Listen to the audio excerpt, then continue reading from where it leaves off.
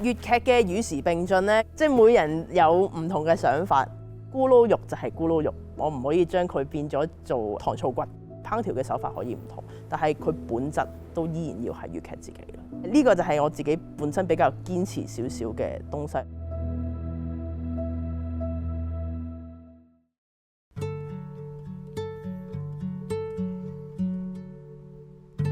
我第一次演出嘅時候得4歲啦，咁但係其實 prepare 呢件事係應該3歲幾，咁所以日聽夜聽喺屋企，咁我小朋友跟住媽咪就都覺得呢樣嘢好得意，好有興趣，咁所以就自己要求話你哋嚟緊搞演出喎，我都想做喎。我第一次演出係做一個角色叫做咬瓷郎啦，呢個角色其實都係一個小朋友嚟嘅，最深刻嘅印象係啲大人好驚我出到台會驚，我又記憶中都唔係好驚嘅，不過就有一個小意外嘅。嗰個小意外就係出到去真係有唔記得咗嘅嗰個台詞，不過就覺得小朋友咁可愛，所以都原諒嘅。我個名又叫咬瓷郎，佢個名又叫咬瓷郎，我諗又係咁啱嘅啫。喺中大讀書咧，其實對我喺粵劇嘅發展咧都有一定程度嘅影響嘅。咁可能好多其他系，尤其是可能中文系啊或者音樂系啊嘅同學，佢哋對於中國文化或者對於呢一啲傳統嘅藝術啊，甚至乎戲曲或者粵劇本身，佢哋都會容易產生一個興趣。咁就令我去了解到原來唔係齋睇一個表演嘅，原來粵劇入面背後好多嘢嘅，文字上啦、音樂結構上啦，呢啲都係可以從唔同方向去研究嘅。逸夫書院亦都每年有一個吐露弦歌嘅粵曲演唱會，我都有幸參與過嘅，係一個好好嘅唔同嘅平台咯。始終喺一個大學環境有接觸到呢一類藝術咧，令我覺得原來粵劇都仲有人係喜歡，仲有人希望去保育嘅咁樣嘅。何曾曉月落烏啼，萬點瓦齊愛身世。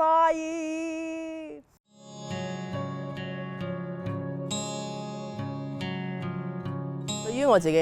未來喺粵劇咧，我好希望有一個創作團隊啦，自己嘅創作團隊。因為比起孤軍作戰咧，我就更加享受一個團隊合作。咁有一班志同道合嘅人一齊去到向住一個目標去到發展，同唔同嘅藝術界別嘅朋友合作啦。我之前咁樣同過 Dear Jane 流行樂隊去合作，亦都同過A Cappella 嘅團體一鋪清唱合作過幾次啦咁樣。其實好多唔同嘅啟發嘅，我哋一個咁傳統嘅文化，同一啲叫做比較流行啲嘅一啲產業啦，究竟當中有冇一啲可以大家有關係嘅嘢呢？你就係通過呢啲合作，你就會揾到大家當中一啲共通嘅地方咯。對於我哋日後點樣去將粵劇發展緊貼住時代嘅進步，其實嗰個影響係好大，亦都俾到好多想法大家。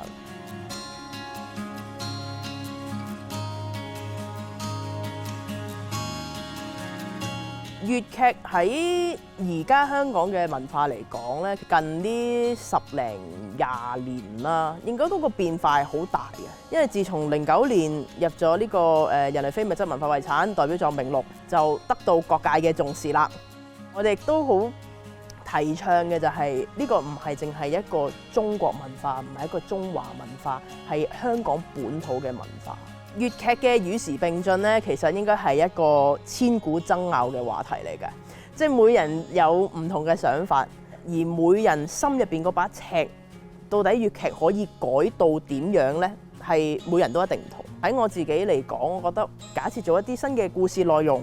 嗰個故事嘅題材可以係點啦？其次可能係嗰個時長啦，因為傳統粵劇嚟講，其實以前可以做成4-5個鐘嘅，咁而家嘅觀眾係接受唔到咁長嘅。咁我哋一般嚟講，可能係3個小時至3個半小時，甚至乎近年有啲新啲嘅形式，中編劇或者我哋即係小劇場，大概90分鐘。咁可能呢啲對於時代嘅步伐會跟得比較好啲嘅。成日都係攞煮餸，因為大家容易啲去有共鳴啊。你嗰碟餸本身咕嚕肉就係咕嚕肉，但係我點樣去擺靚個伴碟，佢唔可以取代咗個咕嚕肉本身嘅。我唔可以將佢變咗做糖醋骨。呢個就係我自己本身比較堅持少少嘅東西咯。烹調嘅手法可以唔同，但係佢本身個本質都依然要係粵劇自己嘅。